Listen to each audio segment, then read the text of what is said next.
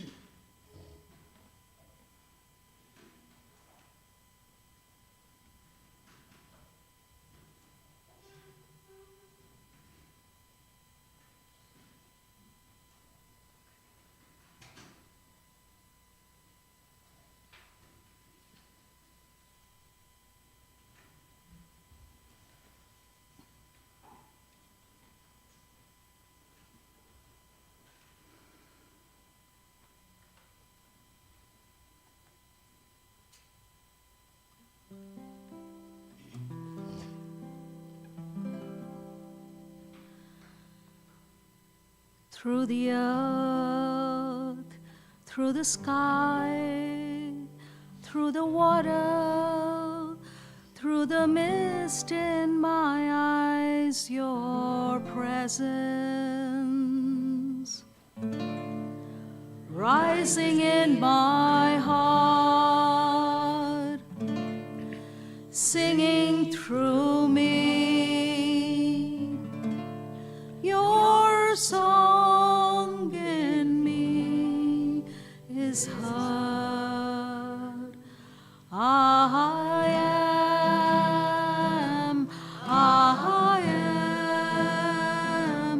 I am, I am, I am, I am, I am, I am. I bless myself, I bless myself, I am, I am. I bless myself, I bless myself, I am, I am. My love, reach beyond my skin. What is lost? What was taken? So painfully withheld.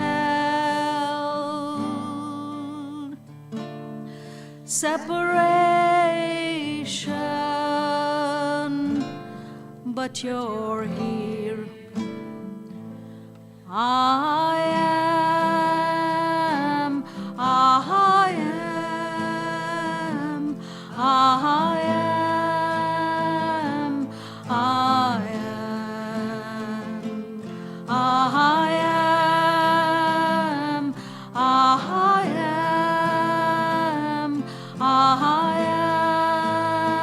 am, I am.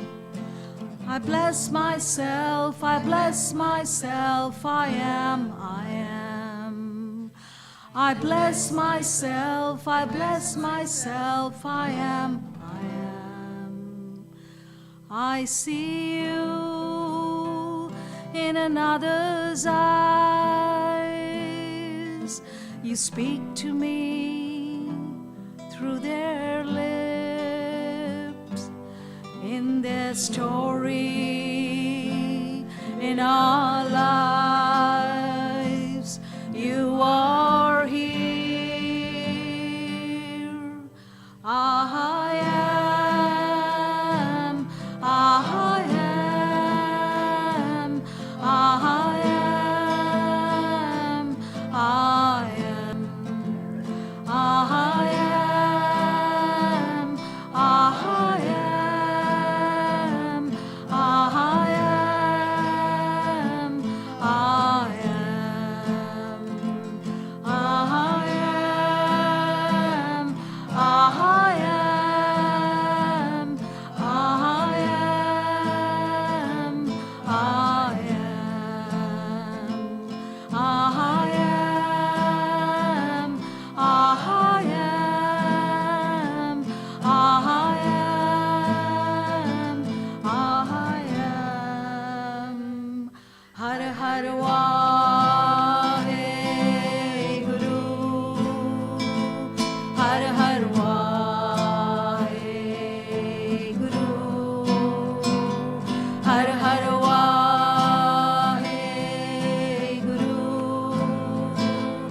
Har Har Waheguru,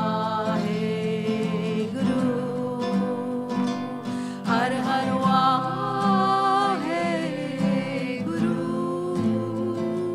Har Har Waheguru,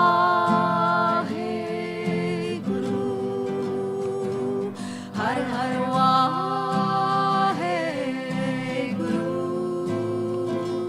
Har Har Waheguru.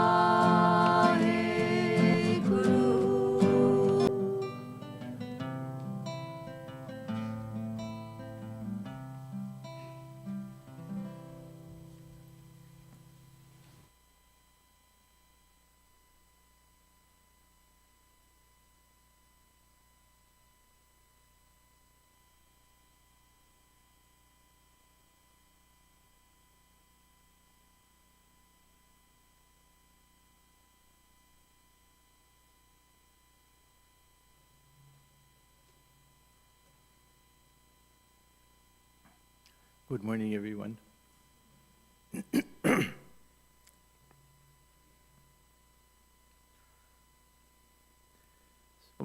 Some years ago, I was invited to speak at a conference in a small college, Dartmouth College. It's not the big Dartmouth, and this is another Dartmouth.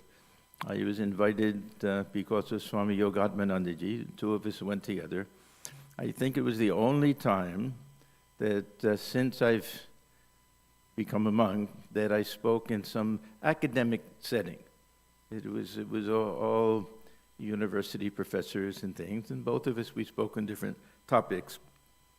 So I spoke on the topic of consciousness. It wasn't, at that time, such a big topic. Now consciousness studies is a kind of the rage, you can say. But it goes back to even my college days that I always had an interest in these kind of off-the-wall topics that other people weren't too interested in, even when I was very young. So somehow I ended up pursuing all of that. It's a kind of a funny story. I went to a college that was well known for media and journalism and business and everything, because I was expected to go into my father's business. I was perfectly unsuited for it. Everybody knew it, but anyhow. So the first week, they had a orientation week where you can visit all the different departments. So I happened to visit the philosophy department, and I spoke to somebody there, and he said, if you're so interested, why not become a philosophy student? So before school even started, without telling my parents at all, I transferred out of that one department and into the philosophy department. And the other funny thing is that it was Northwestern University. It was very well known for one particular branch of philosophy that was called phenomenology, existential phenomenology, which is another fancy way of saying more or less consciousness studies. So that was what I did for my 4 years there. And the surprising thing is that it was perfect preparation for Vedanta. We very often hear and think that Western philosophy somehow it's okay, but it doesn't really meet the very high standard that we have in Vedanta, that somehow it's not taken so seriously, that it is done as an academic study. A lot of this is true, of course. But the particular branch that I studied, and one particular philosopher, I've spoken about him before, Jean-Paul Sartre, the teachings that he had with regard to consciousness were so perfectly in tune with Vedanta that by the time I read any Vedantic literature, none of it was new to me. It confirmed everything that I thought about the nature of the self and consciousness and everything. So there wasn't that big transition that many in the West have to undergo. So I wanted to talk about, and this is what I did at the conference, to speak about consciousness from the point of view of both Vedanta and some Western thinking. I decided to do it today because I'm afraid I was starting to get a reputation as being an anti-philosopher. because very often I truly believe it, that we put too much stock in philosophy, not enough stock in practice, and that we get a little top-heavy with this jnana yoga. But today we're going to play around with some interesting ideas, I hope, with regard to the nature of consciousness.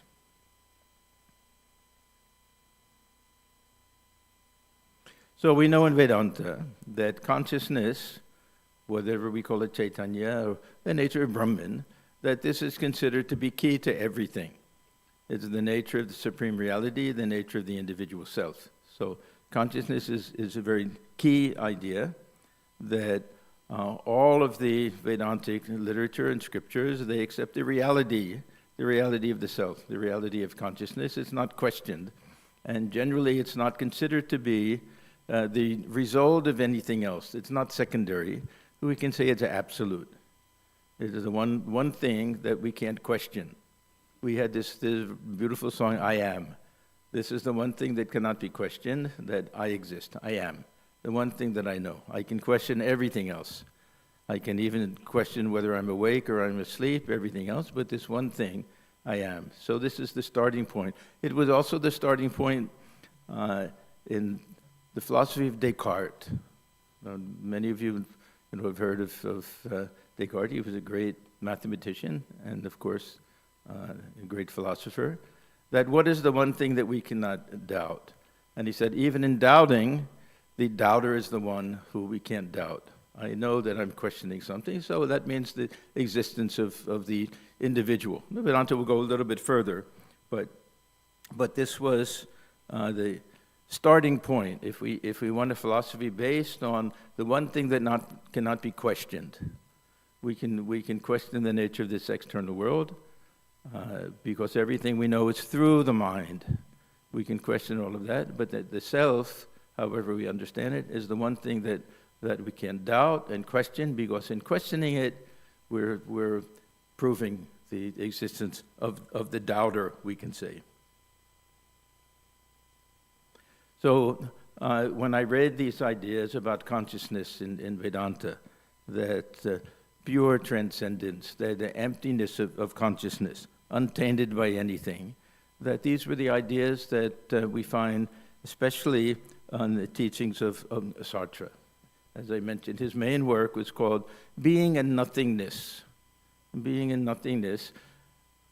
Being refers to everything that we see, drishya, everything that we see in this world. And nothingness refers to consciousness because of the empty, perfectly empty nature of consciousness. Before that, generally it was thought that some sense of I, some ego sense was there, or some structure of consciousness. As we know in Vedanta, the main source of confusion is confusing consciousness with mind. But Sartre, he had this vision of consciousness as absolutely pure and empty. So this was the starting point, and this is the meeting point, we can say, between this existential philosophy and Vedanta. I like this Sartre also because he was a brilliant writer. I don't know if any of you have read any of his novels, and he was a great playwright also. Most of the Western philosophers couldn't write, and that's why it's so boring to read them. They were good thinkers, but they weren't all brilliant writers. He was a very brilliant writer as well. So, consciousness. We start out with the Upanishads, that consciousness is considered to be the ultimate source of existence, the one absolute reality. This is a perfectly non-materialistic view of the world. Materialistic view of the world will be, we start with matter, and somehow consciousness emerges out of matter through the process of evolution with the DNA and other things like that. Somehow, at some point, consciousness emerges from that. Now, the difficulty with this idea is that if we look at the process of cause and effect, the effect is always found in the cause. The principle of Advaita Vedanta is the effect is nothing but the cause in a different form. They're one and the same. If you have a chicken and an egg, you'll find everything chemically, biologically, in the egg that you would find in the chicken. Consciousness, and if we say from the brain or cells, have nothing in common. One can't come from the other. It's not like a secretion of a hormone from one of the organs or something like that. So this nature of consciousness is such that it can't be the result of anything, that somehow it has to be absolute. So in Vedanta, this is the starting point, and it's considered to be the source of everything. So we read in the Upanishads that everything will be taken back to Brahman. Brahman will be the source of everything. It'll be pure consciousness, but it'll have a cosmic element to it also. So we have in the Upanishads what we call Mahavakyas. These are 4 statements that probably were chosen by Shankaracharya himself, because the 4 different mat that we have, each one has one of the different Mahavakyas. 3 of them have to do with the oneness of the individual self and Brahman. I am Atma Brahman, Tattvamasi, these. The last one, Prajnanam Brahma, it explains what is the nature of Brahman, that the nature of Brahman is knowledge or wisdom or intelligence or consciousness. We end up with consciousness because everything else, wisdom, intelligence, brings in this idea of mind. And consciousness is something separate from mind. This is one of the cardinal principles and one of the most difficult aspects to understand, how consciousness can be something different from mind, because we only experience consciousness as it's functioning through the mind. Otherwise, it's what is it? We can't say anything about it, but it's that light which illumines the mind and allows us to perceive things and understand things. So this one Mahavakya,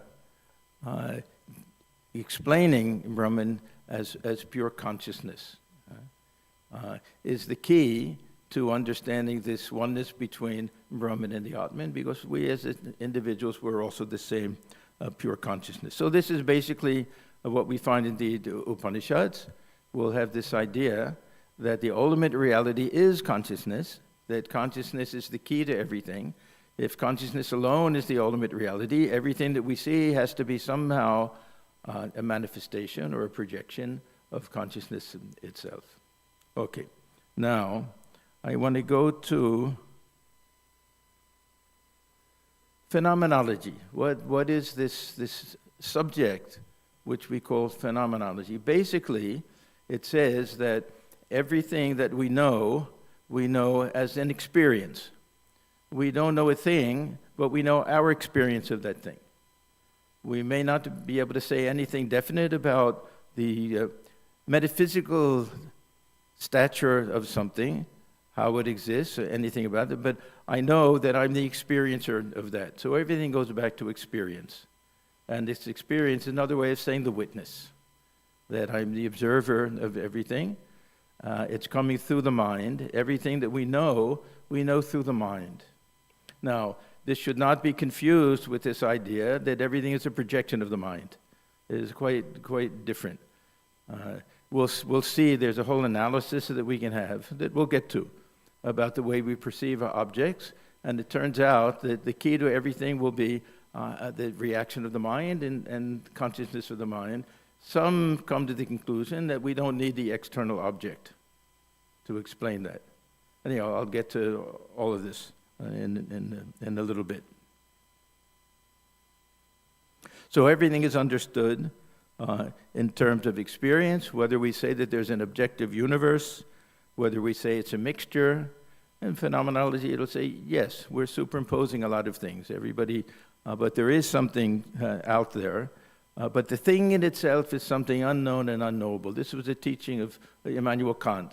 Now, we can understand also how Swamiji and many of the direct disciples and people at Swamiji during that time, they studied all of these, Kant and Hegel, these German philosophers especially, and this was a very appealing idea to them. The thing in itself is unknown and unknowable. We only know it as it appears to us. We see everything from a point of view. There's no way to see a whole chair. We see one side of it. And we project and add to it and come up with some, what they call a gestalt. We form an ideal thing in our mind when we see a very partial aspect of something. So, and the mind they're always playing tricks. We see all different types of things, and the mind corrects everything. This is another very nice idea in Vedanta. I'll give you an example.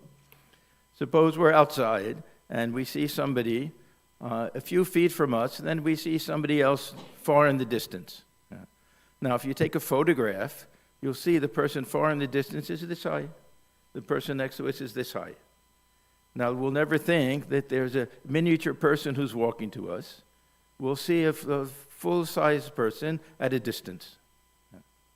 Now, because of this phenomenon, that you'll see people, they'll come up with photographic ideas. Someone will be standing with their hand like this, and somebody in the distance will just be above it. It'll look like they're holding them. And then we understand. But otherwise, the mind takes care of it for us.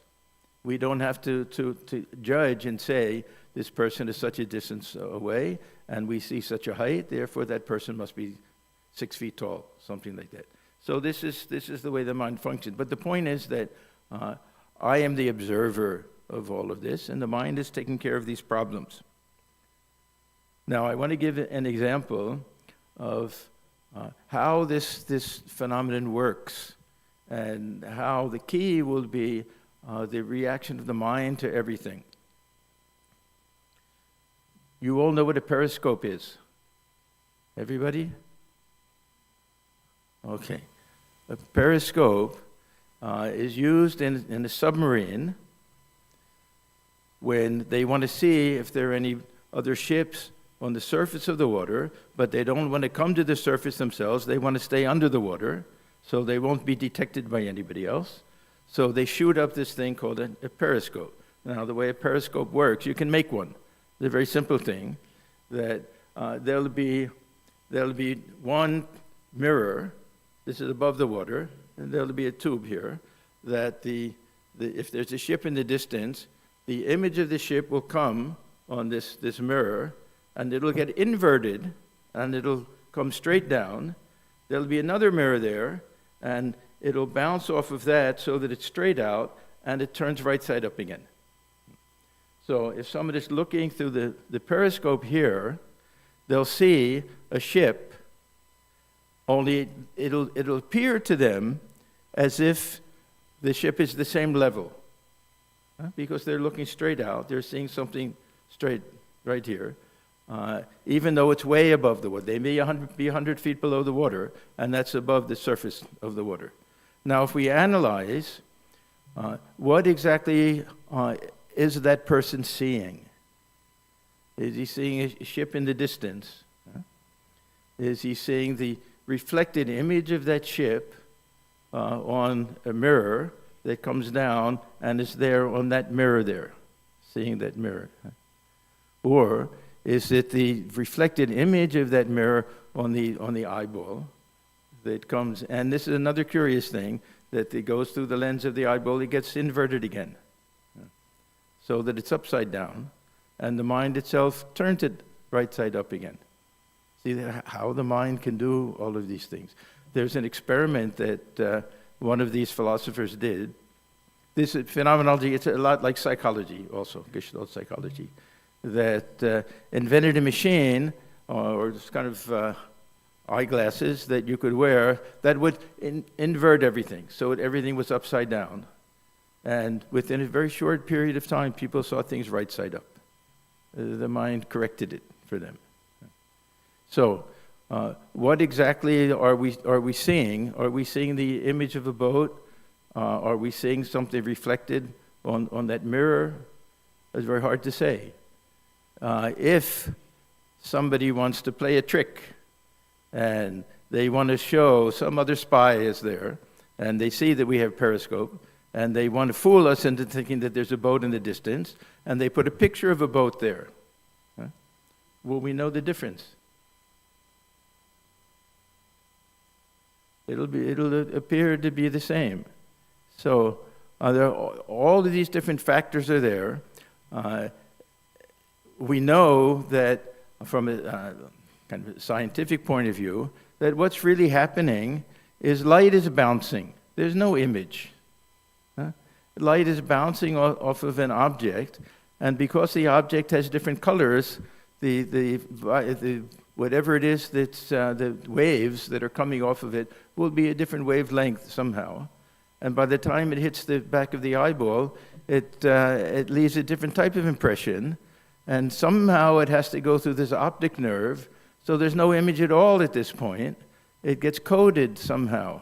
Now, I'm not a scientist. This may be not very exact, but it'll get coded somehow, and then it just becomes this little synapse that goes from one cell to another through this optic nerve to a certain lobe of the brain, area of the brain. It activates that, and we see a boat. It's something fantastic if we think about it. It was such a detail that it's been re-scrambled and everything, so we see it exactly, of course, what we think exactly as it is. All of the colors and shapes and forms and everything. But all of this takes place within the mind. And when it gets to the brain, how it switches from brain to mind, we don't understand. Yeah, then nobody can possibly explain that. When in the brain, it's just material. It's just one thing striking another. We read it even in Gita. All sense experience is through sparsha, one thing touching another. The same thing with sound. What is sound? If we hear a beautiful symphony, all different notes are playing, everything is playing. What is it? Some air is coming and hitting the eardrum at different speeds and with different textures and tones. I don't know how it works, but somehow, again, there'll be some nerve that'll take it to the brain, and it'll leave some type of impression there that somehow can become some conscious experience when mind is there and presented to consciousness itself. And we can distinguish all the different notes, everything, how fantastic it is if we try to think how this works. And the mind can bypass everything also. What is it if we want to eat a sweet fruit? Where is the sweetness in the fruit? Does it belong to the fruit? This fruit has a certain characteristic or quality which will activate a certain portion of the tongue. If what we call it's sweet, it activates one part. If it's sour, it activates a different part. This also it sends a message to the brain which somehow gets it to the mind, and the mind said, oh, that's very sweet.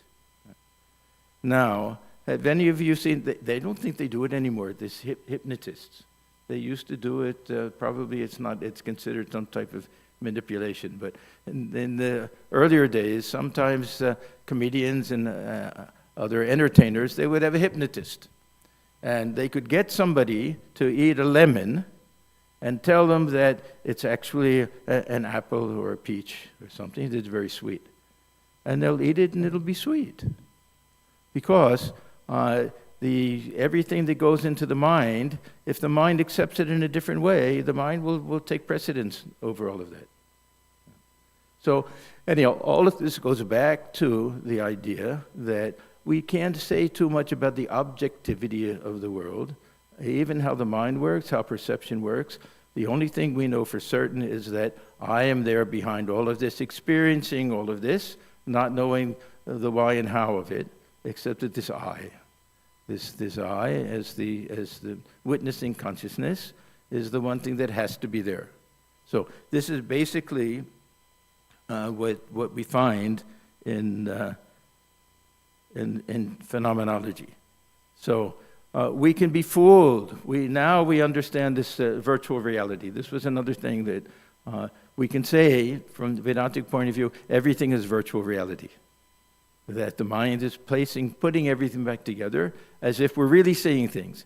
As I say, it doesn't mean there's not a boat in the distance, but it's not so simple. It's not that when I open my eyes, there's a little person inside looking out and seeing a boat.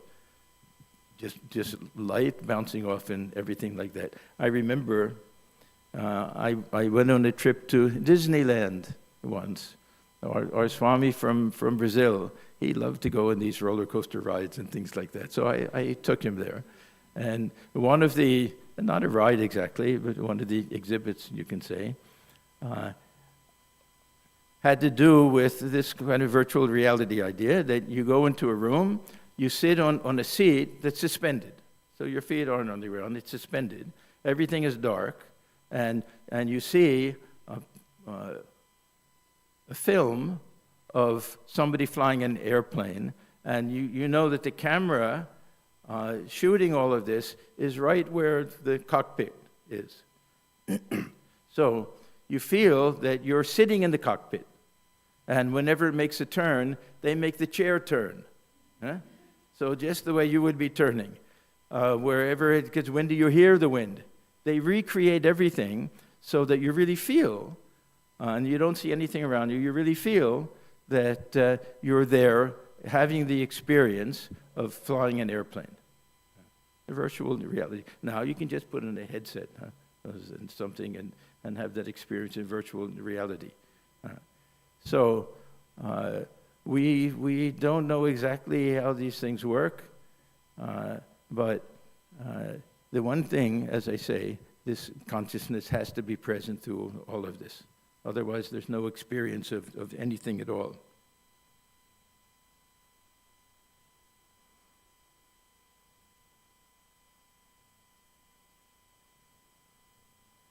So everything we can say is a hardwired system. Everything is through touch. Everything is one thing connected to another, synapses, all of that.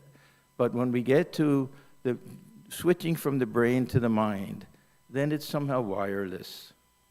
We don't know, we can't explain how it becomes a conscious experience. We know that if somebody has their eyes wide open and they're seeing things, and yet they're daydreaming, they won't see it. They won't see it. They'll forget that they're looking at anything if they're really deeply concentrating. So the mind, this focus has to be there with all of this. So this is this idea of the witness, witnessing whatever the mind places in front of it. And generally the mind places whatever comes through the senses, and yet we don't know how it works, and it's not so objective. It's this mixture of objective and subjective that we recreate things, and the mind unscrambles things. Everything gets coded, it gets to go to the brain and into the mind, and this is what we call perception. See, we have this very simplistic view that as if there's a little person in the head. We open the eyes, it's like opening the windows, and they can look out and see exactly what's there. Now, what does Vedanta tell us? If we look at the Vedantic ideas about perception are really more or less Sankhya ideas, somehow the mind is chitta, that it goes out and takes the shape and the form of the object. Now, this is very helpful because if we go back to this other idea, that if I see a boat in the distance, or somebody paints a picture of a boat on the mirror, that how can I be fooled into thinking one is the same as the other? Because this chitta will break into a vritti. This vritti is what gives us the experience. And this vritti doesn't have to correspond to any external thing exactly. It can be fooled.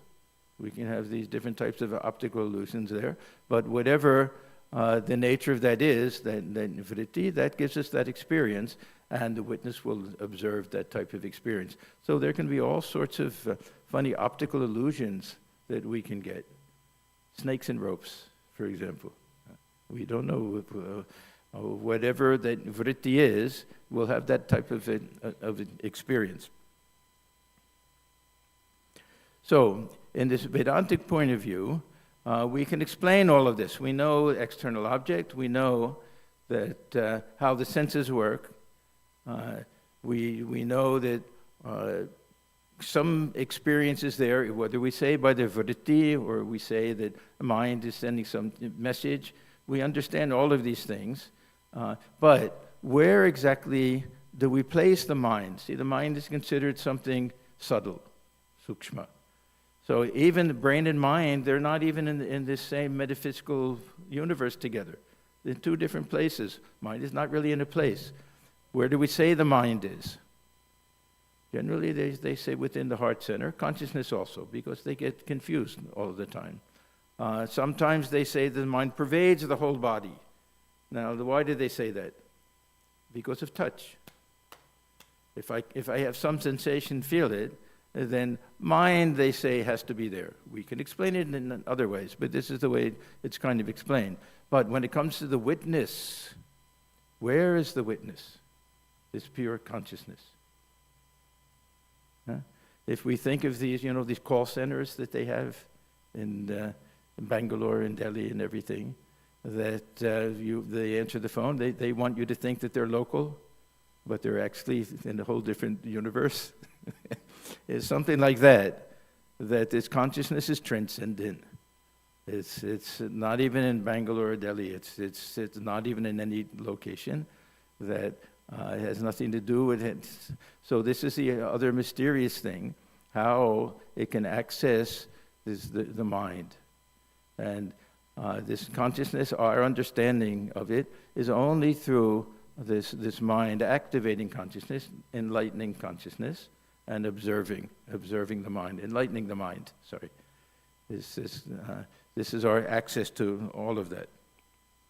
So the conclusion is that the real self, and now we're not just talking about this consciousness, we're talking about me, the real I, is transcendent, is not restricted to this physical body, is not functioning only with regard to the mind and the senses, that it has no spatial location, and it's not many within all individuals, but only one, consciousness itself. Just like the sun, Sri Ramakrishna gives that example, the sun is somewhere beyond, is outside of our range, we can say, but it leaves its reflection on each and every container of water. That means in the mind. That the illustration that Thakur gives, Pratibimbavada, that the body is like the container, and the water is like the mind, and the sun is the real self, or Brahman, and we see that reflected sun. And otherwise, unless that reflected sun is there, mind won't function. Even if we can say the body can function or something, there's no awareness. So this connection, this combination of consciousness and mind, these two things have to be there. But at the same time, this consciousness beyond time and space, not restricted by anything, has no location. We can say that it is all pervading, pervades the body. This is also a little bit simplistic. It doesn't pervade anything, it's beyond everything. But as united with mind, it pervades the body and pervades everything that we experience. Now, what is the point of all of this? It sounds just kind of interesting and curious in how we see the world and do all of that. But we can come to the conclusion that if we want to have any certainty with regard to our conviction, if we want to have one thing that we can cling to that we feel cannot be questioned, it's the real nature of the self, and the real nature of the self is transcendent, and that it's one, and that it's not born, it's not die, and I am that. So this is the way that the Vedanta will come to these different types of conclusions. So even though consciousness is something that we don't see, something that is transcendent, something that we don't experience, it's the experiencer. We can't have the experience of consciousness except to know ourselves as conscious beings. So we have a couple of illustrations that I find helpful. One is light. That light is something that is invisible. Light is something that is colorless. Light is something which allows color to be seen, it allows objects to be seen. And we can't deny the existence of light when we can see things. So the proof of light is this visible universe. Otherwise, light has no color. If light has its own color, then it'll color everything. It'll be like a filter. But this pure light is invisible. Even Sri Ramakrishna says that. The light is invisible. So how do we know that the light is on in the room? We see the room. So how do we know that there's consciousness?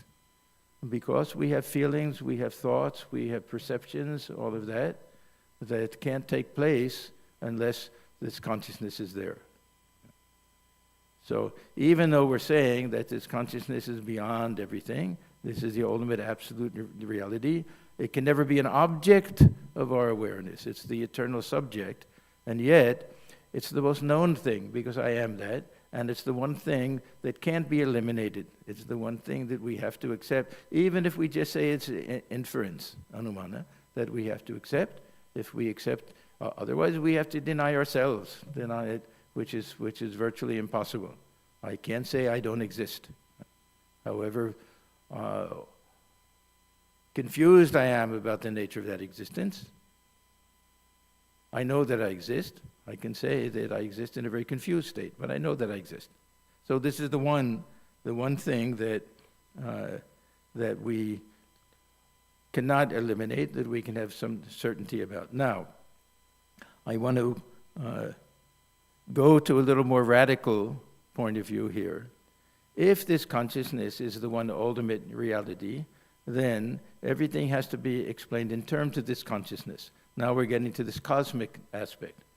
Because in phenomenology, they don't care about that. That it's a little bit like Buddhist philosophy. Let other people worry about the metaphysics of it. If you ask them, well, where does this consciousness come from? Is it absolute? Is it somehow what other people will say is God, the source and everything? That's not our business. We're only talking about this human experience of everything being reflected in the mind and observed by this witness consciousness. They'll only go that far. But in Vedanta, if this Brahman is the one sole ultimate reality, then everything has to be explained in terms of Brahman, either as a Brahman, a manifestation, a projection, somehow, or this Chidgana, or this Chinmaya. Sri Ramakrishna used to see everything as somehow consciousness coming in some observable form. Again, very hard to say how this happens, but this nature of consciousness to be able to do that is something that goes beyond the realm of just ordinary consciousness studies and things like that. Now, I want to go back to Sartre for just a minute here, because some of the things that he says about the nature of consciousness, these are the things that I found particularly helpful with Vedanta. I think are very nice images for all of us. As I say, being, when this being and nothingness refers to what we call kshetra. Now we have this in Gita, kshetrajna and kshetrajna and kshetra. Kshetra means everything. Literally, it means the field. In psychology, the field means whatever comes into our awareness. It includes everything. And kshetrajna is the witness, the knower of the field. So everything's explained. That means this field includes this physical body, this mental body, all our thoughts, our everything. And for Sartre especially, it includes the ego. Now, this is where this philosophy dovetails beautifully into Vedantic thought, that this ego is nothing but an object, the same way anything else is an object for awareness. He says it's an object in the world, like any other type of object. That means that consciousness is here, and what is this ego? It's an idea of who we are, what we think of ourselves, how do we define ourselves. That's an object for consciousness. You won't find any I within consciousness. It's impersonal. It's impersonal. Why do we have this sense of I? Because we're falsely identifying it with the mind and this feeling of agency and enjoyership, karta and bhokta. But this consciousness, he says, Sartre, he says that it's like a clear wind blowing towards objects, that it has nothing within it. And this ego is just another object in the world for this consciousness to observe. And then he makes a very beautiful statement. He says, I am my consciousness of me. Now this takes a little thought to think about this. I am my consciousness of me. Now this is a perfect example of what we call adhyasa in Vedanta, that this I is the real I. And yet, when I think of myself, how do I think of myself? I think of the me. The me is the ego sense. So really, I am just the observer of this ego sense. That's my real nature, but I identify with the other one. So I am my consciousness of me. That means that I am the pure self, and at the same time, I am that pure self which identifies with this ego sense. Does it make sense? Yeah. Okay. So, now I want to leave, again, phenomenology and get back to this idea of consciousness as being somehow the cause of the universe. And in Vedanta, we use this concept, material cause, instrumental cause and material cause. Instrumental cause is that which is responsible for something to take place. Say a carpenter will be the one who builds something. Material cause will be the wood. Now in Vedanta, Brahman is both the material cause and the instrumental cause or an efficient cause. So everything has to be explained in terms of this consciousness. So how do we understand? How do we go from this pure, infinite, absolute, transcendent, unchanging reality to Ishvara, to something the cause of the whole universe? Now, this presents a great problem for Vedanta, especially those who are very strict with their definition of Nirguna Brahman. We can't explain it. If Brahman is essentially actionless, niriha, we have this nishkriya, we have these terms, then and it can't undergo any change, it is changeless, it's perfectly transcendent, then what scope is there for explaining, even if we say this world is like a dream? Doesn't matter. What scope is there for explaining? Why even a dream within Brahman? So there has to be some way of explaining this. Some of the Advaitins will turn to this idea of Maya. Then there'll be dualists who will say, well, just admit, this Brahman you're calling is God. God is God. God can do anything. God can create the universe. Why we can simply accept it that way. Then others will say that this Brahman, that it's nirguna, saguna, it also has a power within it. So how do we understand that this light, which we understand only in terms of illumination, can also have some qualities which will enable it to manifest as this visible universe? So light, if we take sunlight, for example, now we just saw that sunlight is invisible. Now, if we say invisible, have we explained everything about light with regard to color?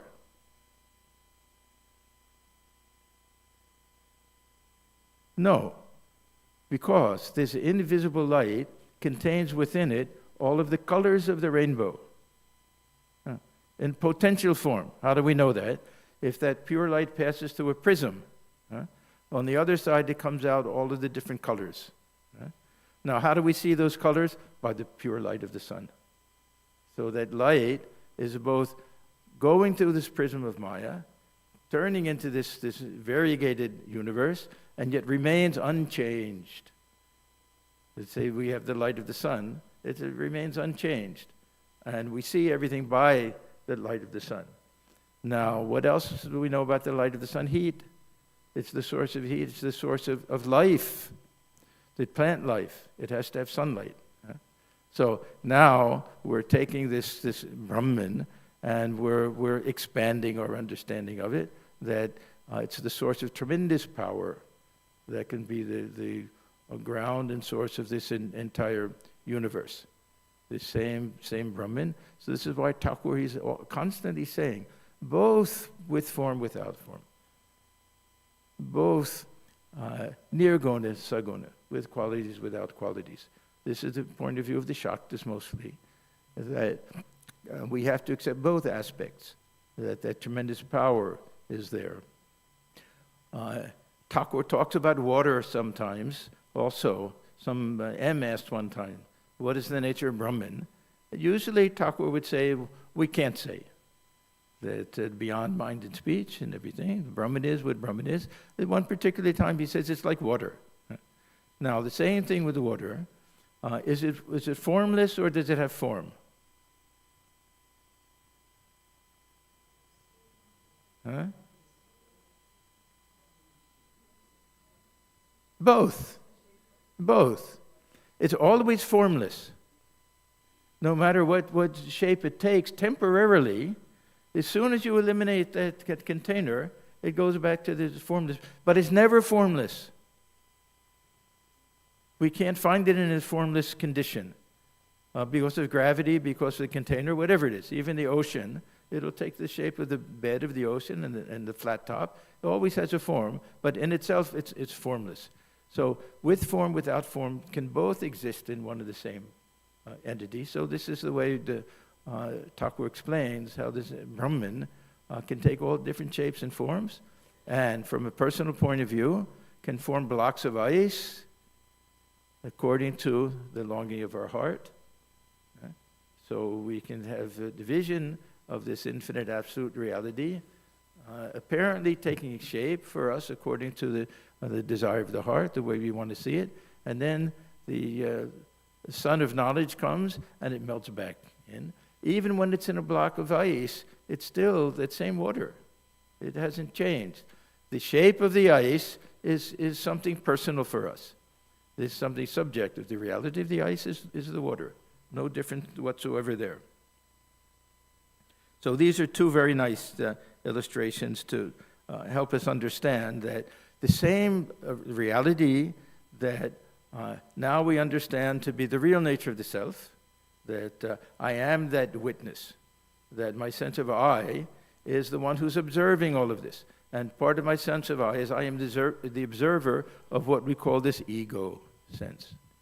That when I look at myself, I make a picture of myself. I add everything together. It's like filling out a resume for a job. That I say this is who I am. I may be wrong. I may say that I'm a very nice, sweet person. Everybody else will say, really? Why are you always angry and criticizing people? We can have a wrong interpretation of ourselves. We can have a very poor self-image, and other people say, how do you have a poor self-image? You're such a good, strong person and everything. But it doesn't matter, because it's all an idea. The ego sense is constantly changing. This witness is never changing. This is why Thakur says, ripen this sense of I, and for the jnani, ripen the sense of I to the point where it becomes identified with the witness. And then I know that I am the observer of everything. We have the two birds on the tree. Yeah. Let this lower bird, let it realize its oneness with the upper bird, or let it emulate the upper bird, or let it worship the upper bird. We have all different ways of looking at this. And there's another beautiful idea in Vedanta. This what we call the witness, the sakshan. Is it myself? Am I that witness? Is it Ishvara, God dwelling within me? We read, who is the Kshetrajna? Sri Krishna says me. I am the Kshetrajna. That God dwelling within is the real witness. Now, God is the real witness, but I'm the one who experiences that. I'm the one who says, I know. Every experience I have that experience, and I know that I have that experience. So, we have a range of different interpretations. For the jnani will be more identified with this lower self as a devotee, have a relationship with God, will look upon this witnessing consciousness within as the presence of the divine within the heart, as the antaryaman. The jnani will say, I am that this is my higher self. I am the witness is nothing other than my higher self. There'll be all different types of interpretations of this also. But the phenomenon is there. We experience that. All consciousness is self-consciousness. Another statement of Sartre, that we don't just experience things, we know that we experience things. That we can stand aside, we can stand behind ourselves and observe. But who is it?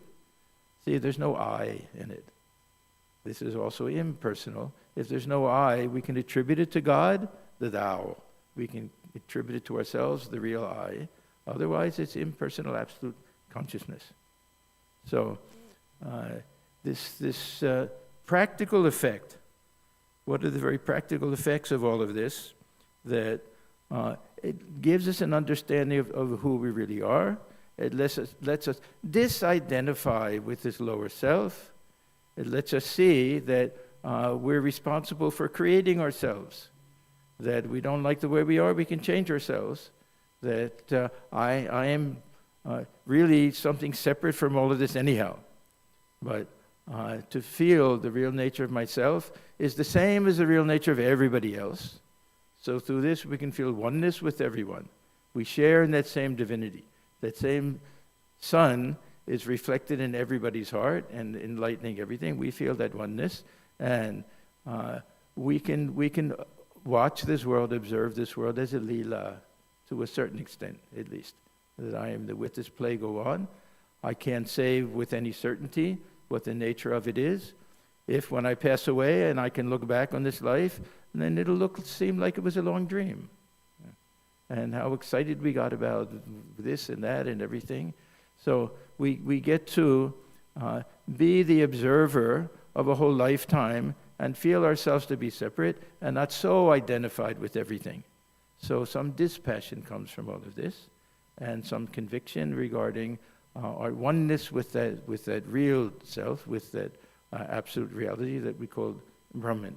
So this may not be everybody's cup of tea, this type of philosophy and everything. But a little bit of it is very helpful, especially when we sit for meditation. When we sit for meditation, we can say that this world exists as long as I want to think about it. If I want to block it from my mind and just feel myself as the witness, if I want to transcend everything and go to some realm of lila, I can do that, because the real reality is this unconscious self, which is my true nature. So, and how it happens, as I say, the Advaitins have their understanding, the dualists have their understanding. There's one other interesting school, this Kashmiri Shaivism, that if we accept this idea that all consciousness is reflective consciousness, that somehow it's aware of things and aware of its awareness, going back and forth, almost like two mirrors facing each other. And just light back and forth, it forms some type of spanda vibration, and out of this spanda comes this whole universe. Interesting theory. This is that Kashmiri Shaivism theory. So this ultimate reality, this consciousness that dwells within us, has that Sat aspect, responsible for this whole universe, that Chit aspect, that this is the source of our own individual feeling of self and self-awareness, and this Ananda aspect, it's the source of bliss and joy and happiness also. So if we can somehow form that conviction that that's our real self, that we really are that, this can be the ground for a whole type of spiritual life. It doesn't conflict with any devotional type of practice, because we accept the fact that in ordinary day-to-day life, this sense of I comes back. And Sri Ramakrishna, he's very helpful from this point of view. He says, let it come, but let that I not be identified with all the external things. Let it form some divine type of relationship with that indwelling presence of God that we call the Antaryaman. Let it form a relationship and to worship God. And through that, it'll also reach that same point of oneness that we get from the Jnana Yoga or any of the other yogas. So this is my spiel today. I hope it wasn't too confusing or too complicated or anything. I hope it clarifies things a little bit. I won't do it too often, but anyhow, I thought I'd give it a try today. Okay, so now let us sit for a few minutes. Try to picture the real nature of the self as just the observer, even of ourselves. I am the witness of myself. I am the observer of what we call this ego. And as that observer, no birth, no death, infinite, absolute, transcendent reality.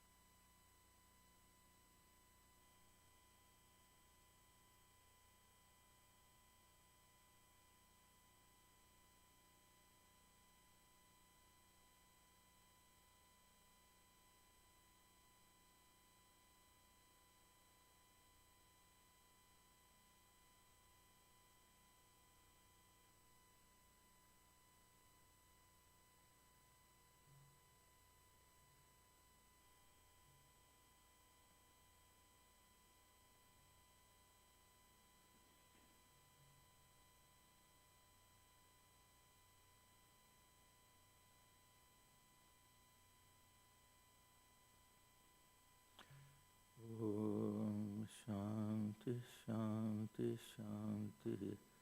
Hari Om Tat Sat. Sri Ramakrishna Arpanamastu. Next week, Swami Swahananda will be speaking on the graded path. And before we invite everyone for refreshments, we will have a closing song.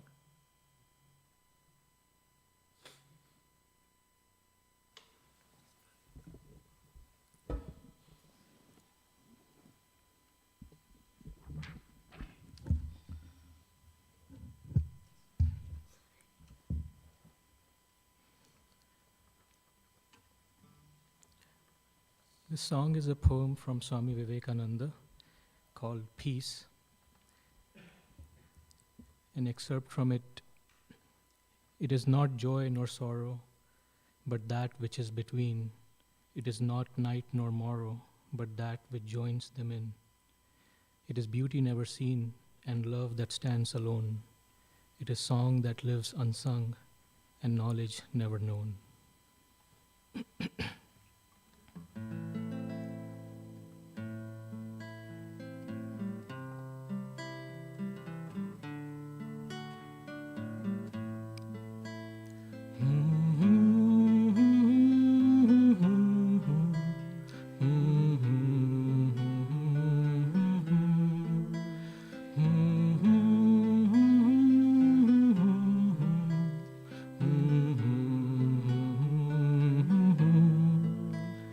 Behold, it comes in might, the power that is not power, the light that is in darkness, the shade in dazzling light.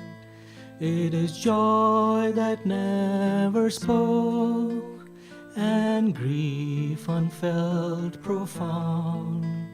Immortal life unlived, eternal death unmourned.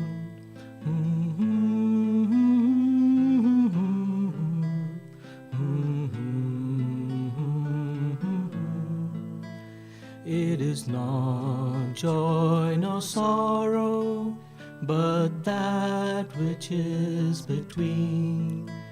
It is not night nor morrow, but that which joins them in. It is sweet rest in music and pause in sacred art. The silence between speaking, between two fits of passion. It is the calm of heart.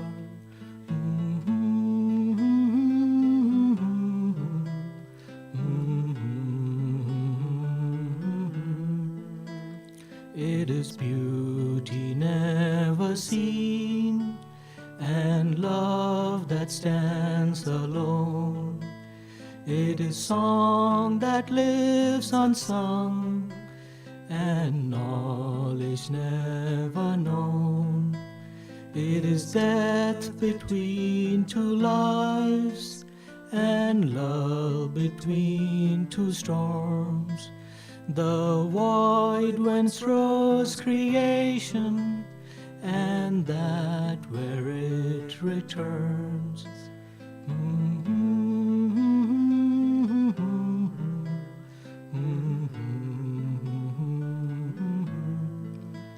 To it the teardrop goes, to spread the smiling form.